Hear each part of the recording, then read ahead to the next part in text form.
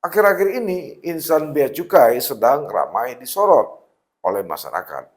Ini tentu saja sejalan dengan pertemuan Menteri Keuangan Sri Mulyani Indrawati. Ini tentu saja terkait berbagai sorotan publik seperti yang saya katakan tadi kepada bea dan cukai.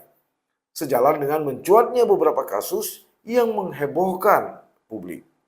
Ya, diantaranya soal pengiriman barang untuk sekolah luar biasa atau SLB beberapa hari lalu. Ada juga soal pengiriman sepatu dan pengiriman action figure.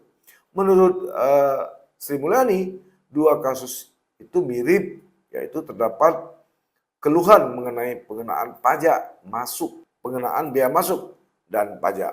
Permasalahan di Direktorat Jenderal Bea dan Cukai, juga di unit kerja Kementerian Keuangan lainnya, utamanya di Dirjen Pajak, tentu tidak hanya melibatkan segelintir nama pegawai yang belakangan menjadi sorotan.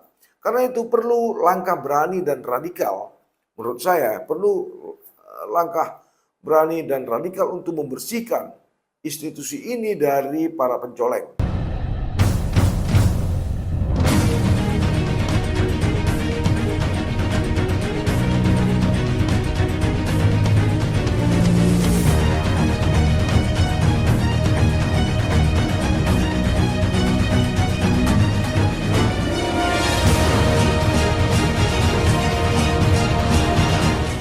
Assalamualaikum warahmatullahi wabarakatuh.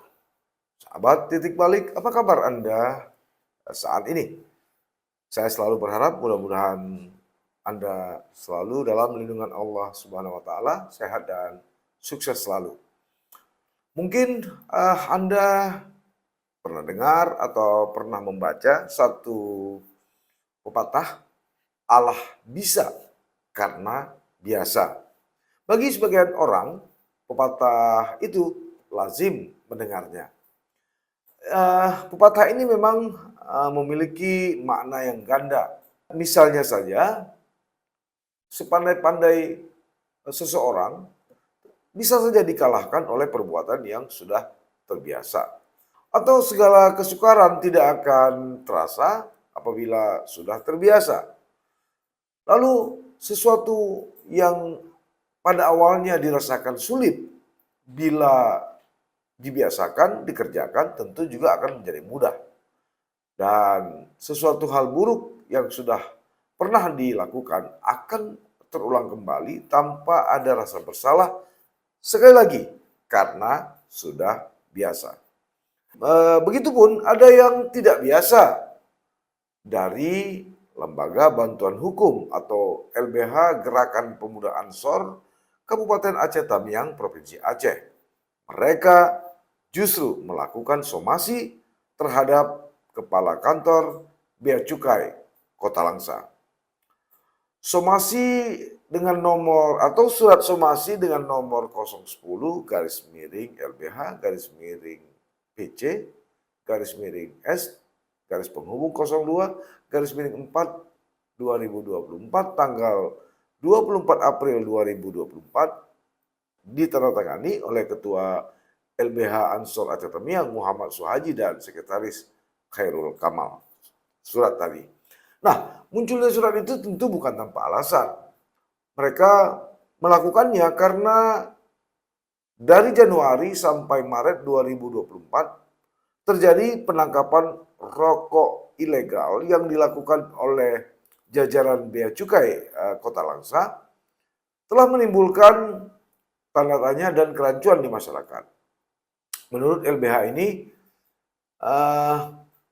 pihak Bea Cukai hanya melakukan penangkapan terhadap peredaran rokok yang hanya sampai pada pelaku suruhan.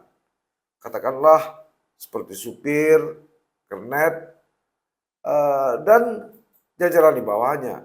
Sementara pelaku utama atau pemilik aktor importir rokok ilegal itu hingga kini tidak disentuh. Nah, berdasarkan data yang dihimpun dari Januari hingga Maret 2024, kantor Bea Cukai Langsa berhasil mengungkap kasus peredaran rokok ilegal ini sebanyak 5 kasus. Tetapi pelaku yang diamankan menurut LBH Pemuda Ansor itu hanya sebatas supir seperti yang saya katakan tadi. Nah, ini diungkap oleh Muhammad Suhaji kepada media pers beberapa hari lalu di Kota Langsa atau di Kota Tamiang juga. Nah, untuk itu mereka mendesak kepada Kepala Bea Cukai Langsa untuk menangkap siapa aktor intelektual atau siapapun pemilik rokok ilegal tersebut. Dan tentu saja setelah penangkapan itu diumumkan kepada publik sehingga publik bisa mengetahui siapa sosok itu sebenarnya. Muhammad Suhaji atau akrab disapa dengan Aji Lingga ini kepada media pers juga menjelaskan kasus penangkapan rokok ilegal tidak boleh berhenti dengan hanya mengamankan barang bukti berupa rokok tanpa dilengkapi pita cukai dan pelaku hanya yang berstatus suruhan. Sementara sekali lagi aktor utama hanya bisa tersenyum dan tertawa bebas di luar sana. Namun karena itu Suhaji juga mendesak Bea Cukai Kota Langsa harus menelusuri siapa yang menyuruh pelaku tersebut untuk membawa atau menyelundupkan rokok ilegal tadi. Siapa pemilik rokok ilegal itu pun harus ditelusuri dari pelaku yang diamankan oleh tim Bea Cukai Langsa atau dari tim gabungan. Alasannya lagi-lagi setiap pelaku yang diamankan tentu saja tidak berdiri sendiri dan pihak Bea Cukai Langsa harus menelusuri siapa yang memerintahkan pelaku untuk melakukan penyelundupan rokok ilegal tadi ke Aceh. Begitu tegas Aji Lingga. Aji menambahkan bahwa somasi yang mereka kirimkan ini juga disampaikan kepada Presiden Republik Indonesia Joko Widodo di Jakarta, Direktorat Jenderal Bea dan Cukai, Kementerian Keuangan, serta Ketua Komisi 11 DPR RI dan pimpinan pusat LBH GP Ansor di Jakarta. Sahabat titik balik, memang akhir-akhir ini insan bea cukai sedang ramai disorot oleh masyarakat.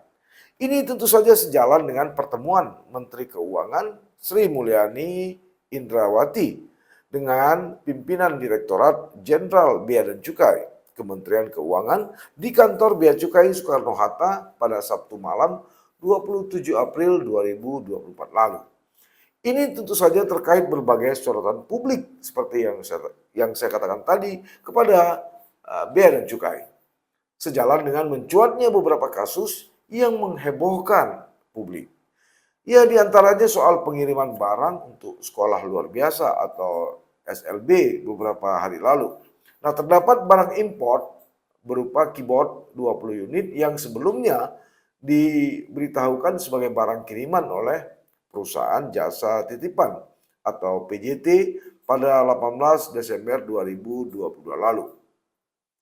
Namun menurut Sri Mulyani, karena proses pengurusan tidak dilanjutkan oleh yang bersangkutan dan tanpa keterangan apapun, karena itu barang tersebut ditetapkan sebagai barang tidak dikuasai atau BTD. Ada juga soal pengiriman sepatu dan pengiriman action figure. Menurut Sri Mulyani, dua kasus itu mirip, yaitu terdapat keluhan mengenai pengenaan pajak masuk, pengenaan bea masuk dan pajak. Nah, dalam dua kasus ini, tutur Sri Mulyani, ditemukan indikasi bahwa harga yang diberitahukan perusahaan jasa titipan lebih rendah dari yang sebenarnya. Sebab itu, petugas bea cukai mengoreksi untuk keperluan perhitungan bea masuk dan pajaknya. Selain itu, masih terdapat berbagai kasus pengenaan denda bea dan cukai yang sempat menghebohkan. Sebegitu seriuskah? Inilah pertanyaan atau inilah yang menjadi soal dari beberapa kasus tersebut. Tentu saja banyak kasus-kasus lain yang sebenarnya tidak cukup waktu untuk diungkap satu persatu. Mungkin karena itu pula media Indonesia atau harian media Indonesia menurunkan analisa ataupun kritik mereka pada bedah editorial edisi 28 Maret 2023 lalu yang membedah tentang bobroknya jajaran bea dan cukai. Saya sempat membacanya ketika itu dan saya coba membaca kembali. Koran nasional yang terbit sejak 19 Januari 1971 itu mengurainya secara lugas mengenai keberobokan yang terjadi di lingkungan kerja Kementerian Keuangan, khususnya bea cukai yang secuil demi secuil mulai terungkap.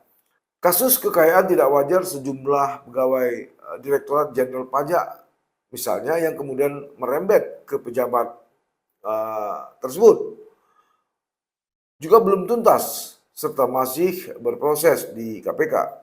Belakangan praktek pungutan liar atau pungli di lingkungan bea dan cukai juga mulai terungkap. Ini pemberitaan dari tahun lalu.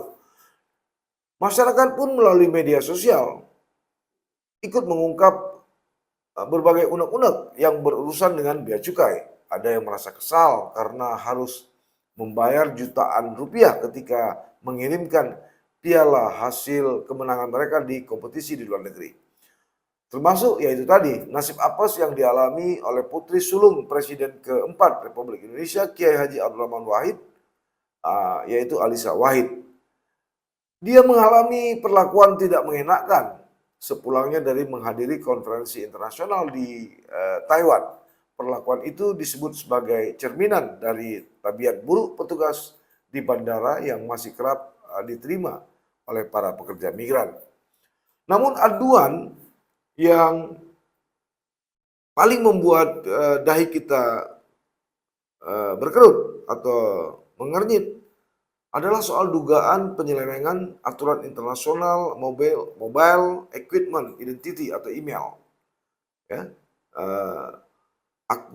salah satu akun media sosial yang mengatasnamakan Insan Milenial Bea Cukai membeberkan adanya dugaan kasus korupsi dengan memanipulasi data atau jenis ponsel yang dilakukan secara masif oleh oknum petugas bea dan cukai di bandara. Nah, manipulasi data tersebut bertujuan pemilik ponsel agar pemilik ponsel terhindar dari bea masuk yang dikenakan hingga $500 US atau sekitar 7,5 juta rupiah. Nah, petugas memungut hanya Rp800.000 hingga 1 juta per satu unit ponsel sebagai imbalan.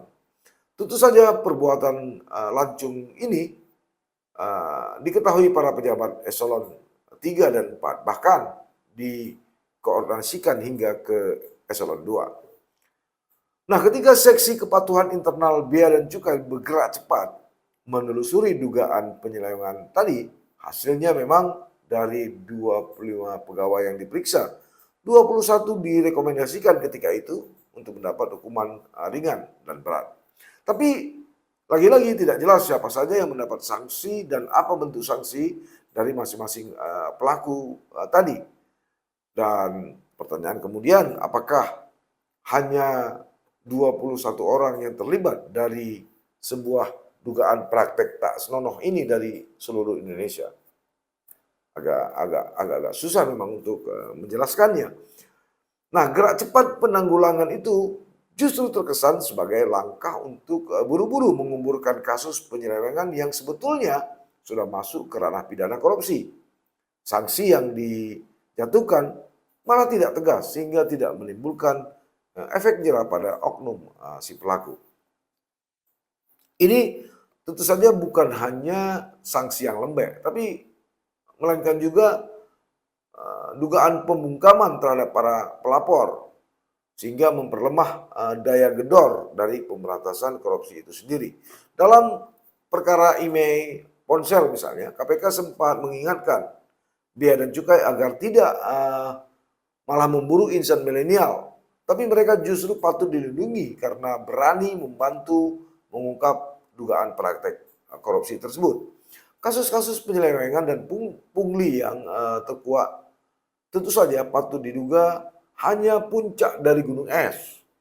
Permasalahan di Direktorat Jenderal Bea dan Cukai, juga di unit kerja Kementerian Keuangan lainnya, utamanya di Dirjen Pajak, tentu tidak hanya melibatkan segelintir nama pegawai yang belakangan menjadi sorotan. Karena itu perlu langkah berani dan radikal. Menurut saya perlu langkah berani dan radikal untuk membersihkan institusi ini dari para pencoleng. Mumpung pada saat yang sama atau beberapa waktu lalu kasus ini terkait dengan transaksi mencurigakan sebesar 349 triliun di Kementerian Keuangan sempat menjadi perhatian dari Menko Polhukam ketika itu Mahfud MD, dan kepada media pers maupun anggota DPR RI di Senayan Jakarta ketika itu Prof Mahfud menjamin akan membuka atau secara buka-bukaan mengungkap kasus ini. Itu sebabnya langkah menuju proses hukum harus tetap sejalan karena tidak semua hal bisa diselesaikan melalui jalur politik. Mengingat persoalan di bea dan cukai juga terjadi dengan sangat sistematis. Karena itu pembenahan institusi juga mesti menjadi prioritas. Sangat menarik memang ketika muncul usul untuk memakai cara-cara keras atau cara-cara lama yang pernah ditempuh atau diterapkan Presiden Soeharto ketika sudah sangat gerah dengan pungli yang begitu marah. Ketika itu bea cukai terkenal memang sebagai institusi pungli yang memang mengarah ke masif. Untuk itu Pak Harto saat itu membukukan sementara dan mengalihkan kewenangan mereka ke pihak swasta. Nah, cara itu kiranya menurut saya masih relevan dalam konteks kebobrokan mereka saat ini. Pembekuan boleh jadi satu-satunya opsi bila pemerintah serius ingin menyapu bersih benalu-benalu di tubuh institusi tersebut. Sekali lagi, pembenahan tidak dapat dilakukan lagi dengan cara-cara biasa, apalagi dengan setengah hati. Mudah-mudahan bisa lebih baik di masa mendatang. Sampai bertemu. Assalamualaikum warahmatullahi wabarakatuh.